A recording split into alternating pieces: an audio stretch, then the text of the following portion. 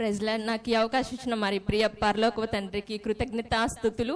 మరి దైవజనులకు వందనాలు. వచ్చిన వారందరికీ కూడా శుభాలు. మరి ఈరోజు దేవుడు నాకు ఇచ్చిన ఈ అవకాశాన్ని బట్టి ఎంతగానో సంతోషం. మరి మొదటగా దేవుడు నన్ను నిలబెట్టాడు.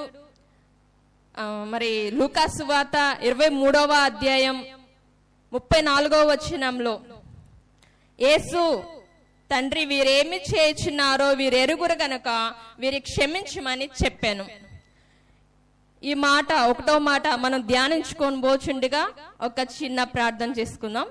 పరిశుద్ధుడా, మహోన్నతుడా, గొప్ప దేవుడా, ఆరాధనీయుడా, నీకే స్తుతులు, స్తోత్రాలు, వందనాలు ప్రభువా.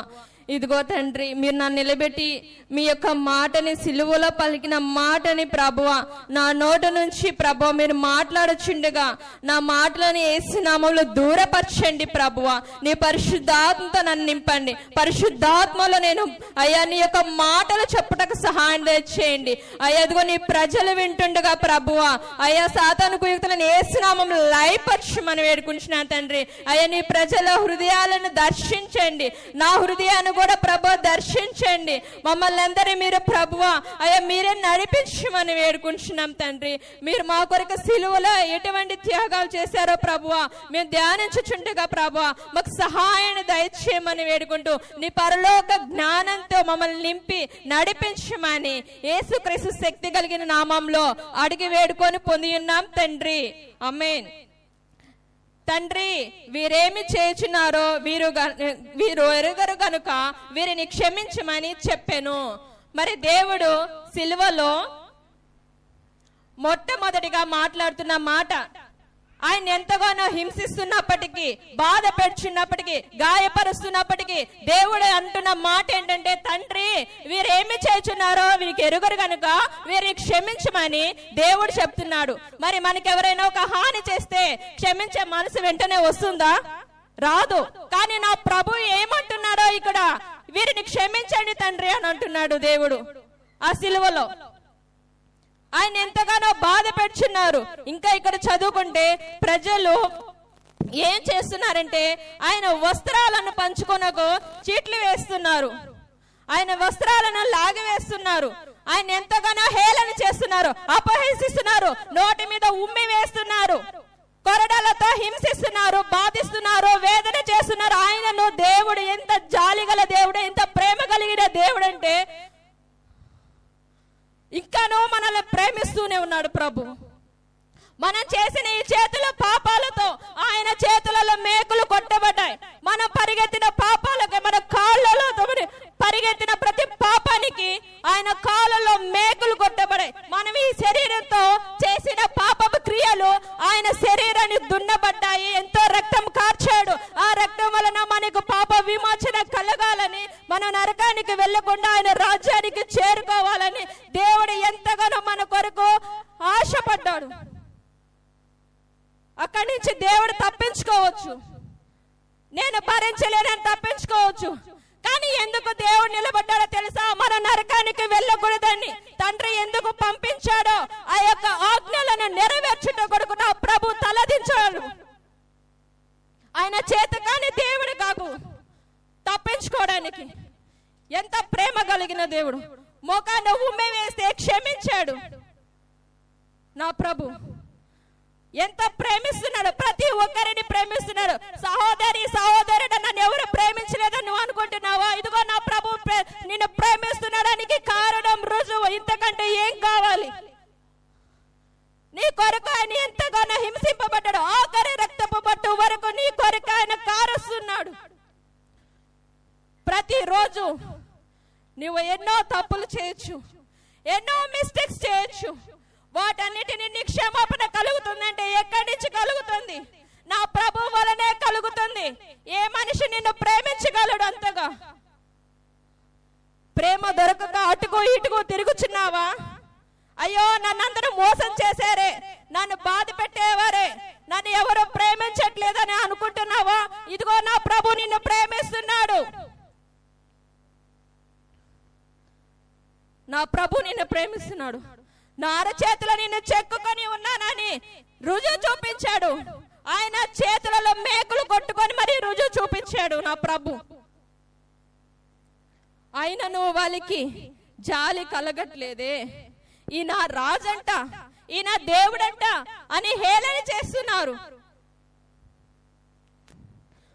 ఇంకను ఏం పలుకుచున్నారంటే, వీడు ఇతరులను రక్షించెను, వీడు ఏర్పరచుకున్న క్రీస్తు అయిన ఎడల తన్ను తాను రక్షించుకోమని అపహసించారు.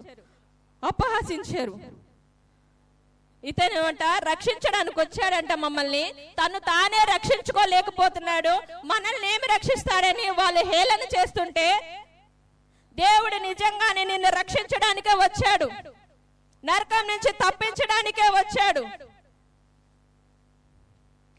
ఎంతగానో ప్రేమించాడు. అంతటా సైనికులు ఆయన యొద్ద వచ్చి ఆయనకు చిరకనిచ్చిరి. మనం ఈరోజు తాగగలుగుతున్నామంటే నీళ్లు, అది మనకు ఆయన ఇచ్చినాడు. మనం ఏం తినాలో ఏం తాగాలో సమస్తాన్ని మనకు కలగజేసిన దేవుడు తన అవసరాలు తీర్చుకోలేడా? ఎక్కడ తన అవసరతను అక్కడ తీర్చుకుంటే ఆయన లేఖనాలు వ్యర్థమైపోతుందని, ఆ ప్రయాస అంతా వ్యర్థమైపోతుందని దేవుడు ప్రతి క్షణం మౌనంగా మన కోసం సహిస్తున్నాడు. అక్కడ ప్రేమ కలిగిన దేవుడు. ఈ రోజైనా నువ్వు దేవుని వైపు చూస్తావా? ఆయన నీ వైపు చూస్తున్నాడు. ఓ నా కుమారుడా, నేను నిన్ను ప్రేమిస్తున్నాను, ఇంకా ఎప్పుడు నువ్వు లోకం వైపే వెళ్ళిపోతావు? ఇంకా నా దగ్గరికి రాని. నా ప్రభు నిన్ను ప్రేమించే కొద్దీ, క్షమించే కొద్దీ, నా ప్రభు నిన్ను ఆదరించే కొద్దీ ఇంకా నువ్వు లోపం వెళ్ళిపోతున్నావా? నీ బలహీనతల నుంచి వెళ్ళిపోతున్నావా? అయితే నా దేవుడు ఇదిగో నిన్ను బలపరుస్తాడు, ఆయన నిన్ను క్షమిస్తాడు, ఆయన నిన్ను హత్తుకుంటాడు. ఆదరణ లేదా నీకు? నా దేవుడు నిన్ను ఆదరిస్తాడు, నిన్ను ధైర్యపరుస్తాడు, నిన్ను హత్తుకునే దేవుడు. ఏ మాత్రం కూడా విడిచిపెట్టే దేవుడు కాదు. మనుషులైనా విడిచిపెడతారేమో గాని నా ప్రభువు విడిచిపెట్టే దేవుడు కాదు. ఆఖరి క్షణం కొరకు నువ్వు రక్షణ పొందే వరకు ఆయన నీ కోసమే వస్తాడు, నిన్ను రక్షించుకుంటాడు, నిన్ను ఆయన యొద్దకు తీసుకువెళ్ళాలని, పరలోక రాజ్యంలో నువ్వు ఆయనతో ఉండాలని ఆయన ఆశపడుతున్నాడు. ఇంకా ఎప్పుడు నువ్వు దేవుడి వైపు చూస్తావు? ఎప్పుడు దేవుడి ప్రేమను కనుగొంటావు? దేవుడి నమ్మిన వారు కూడా ఇంకను ఆయన ప్రేమకు దూరంగా వెళ్తూనే ఉండేవారు. హాస్టల్స్ లో ఉన్నప్పుడు మా ఫ్రెండ్స్ అయితే నన్ను ఇలాగే బైబిల్ చదువుకుంటూ ప్రార్థన చేసుకుంటూ ఎంతగానో హేళన చేసేవాళ్ళు. వాళ్ళు మాత్రము ఒక దేవుడిని నమ్ముకొని కూడా మీరు ఎందుకు ఇలా ప్రవర్తిస్తున్నారు అని అంటే, దేవుడు క్షమిస్తాడు, రోజు దేవుడు క్షమిస్తాడని రోజు దేవుడిని మరిచి దేవుడిని దుఃఖ పెడుతూ అదే లోకములో జీవిస్తున్నారు. ఎన్ని రోజులు నా ప్రభుని దుఃఖ పెడతావు? ఎంతో బాధ కలిగేది నాకైతే నిజంగా. అయినను నా ప్రభు నన్ను ఏ రోజు కూడా నన్ను విడిచిపెట్టలేదు, నా చేయి పట్టి నన్ను నడిపిస్తూనే ఉన్నాడు. వారు అన్న మాట ఏంటంటే, బైబిల్లో ఎంతమంది పాపాలు చేయలేదు, ఎంతమంది తప్పులు చేయలేదు? దావీదు చేయలేదా? సంసోన్ చేయలేదా? నిజమే, వాళ్ళు చేశారు. కానీ చేసిన తర్వాత వారు ఎంత శాపం అనుభవించారో, దేవుడికి ఎంత దూరం అయ్యారో అది తెలుసా? పాపం చేశారని మాత్రమే తెలుసు, దేవుడు క్షమిస్తాడని మాత్రమే మీకు తెలుసు, కానీ వారు శాపాన్ని కొని తెచ్చుకున్నారని మీకు తెలుసా? అది చిన్న వయసులోనే సంసోను దేవుడికి దూరం అయిపోయి చావుకు అప్పగించబడ్డాడు. ఎన్నోసార్లు దేవుడు క్షమించాడు, తనకి ఎంత శక్తిని బలాన్ని ఇచ్చాడు, కానీ దేవుడి వైపు తను తిరిగి ఉంటే ఎంత అద్భుతంగా ఉండేదో తన జీవితం. దావీదును కూడా ఎంతగానో ప్రేమించాడు, కానీ దావీదు కూడా లోకం వైపే చూశాడు. ఇలా శాపాన్ని కొని తెచ్చుకున్న వాళ్ళు ఉన్నారండి. నా ప్రభు క్షమిస్తున్నాడు కదా. గత ఆదివారం కూడా దైవజనులు చెప్పారు, యేసు రక్తం క్షమాపణ కలుగుతుంది, బట్ చేసే పొరపాట్లకు మిస్టేక్లు ఉంటాయి అని చెప్పాడు కూడా దైవజనులు. నిజమే, దేవుడు క్షమిస్తాడు, నా ప్రభు క్షమించే దయాళుడు, ప్రేమ కలిగిన దేవుడు, కానీ చేసే పొరపాట్లకు ఖచ్చితంగా ఈ భూలోకంలో పనిష్మెంట్ ఉంటుంది. ఎంత గొప్ప దేవుడు! ఆయన ప్రేమను మీరు ఎక్కడైనా చూసారా? కుటుంబంలో చూసారా? బయట చూసారా? స్నేహితులలో చూసారా? అసూయతో కూడిన ప్రేమలు, స్వార్థంతో కూడిన ప్రేమలు, అవసరానికి కూడిన ప్రేమలు. కానీ నా ప్రభువు మాత్రము నిజమైన ప్రేమ కలిగిన దేవుడు. అట్లాంటి దేవుడు ఈరోజు మనల్ని ఎంతగానో క్షమిస్తున్నాడు. ఈ రోజునైనా ఆయన ప్రేమ కలిగిన దేవుడని ఆయన వైపు తిరిగి మీ పాత వాటన్నిటిని కూడా విడిచిపెట్టి మీరు ఆయన రాజ్యానికి చేరుకోవాలని ఆయన ఆశపడుచుండగా ఆయన వైపు మీరు తిరగాలని దేవుడు ఆశపడుతూ 2 చేతులు చాస్తున్నాడు దేవుడు. వారు ఎంతగానో గొల్గతా కొండపై ప్రజలందరూ అక్కడ చేరి ఏడుస్తుంటే, అమ్మా నా కొరకు మీరు ఏడవద్దు, మీ పిల్లల కొరకు మీ కొరకు ఏడవండి అని నా దేవుడు చెప్పాడు. ఎందుకు? దేవుని రాజ్యంలో చేరాలని. మీరు నా కొరకు ఎందుకు ఏడుస్తున్నారు?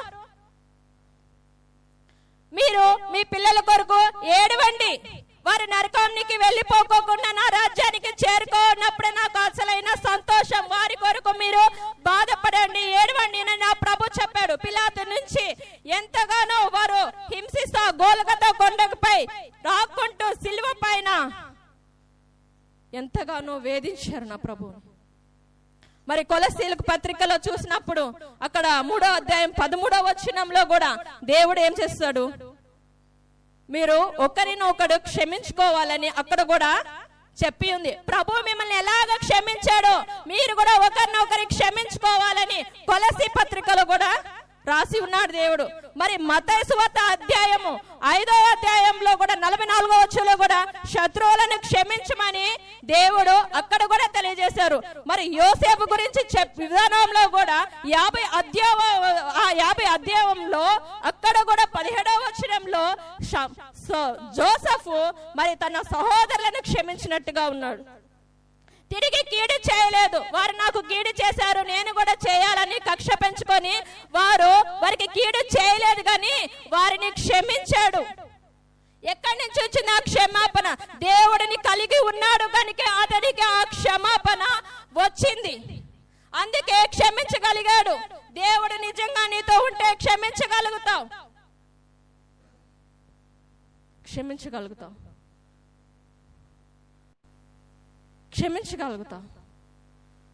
ప్రభు క్షమించాడు, నీవు కూడా క్షమించగలుగుతావు. హాని చేయవు, తిరిగి వాళ్ళకి కీడు చేయవు,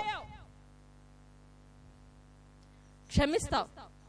నా ప్రభు క్షమించినట్టుగానే క్షమిస్తావు, ఆయన ప్రేమించినట్టుగానే ప్రేమిస్తావు. ఎంత ప్రేమ నా దేవుడికి!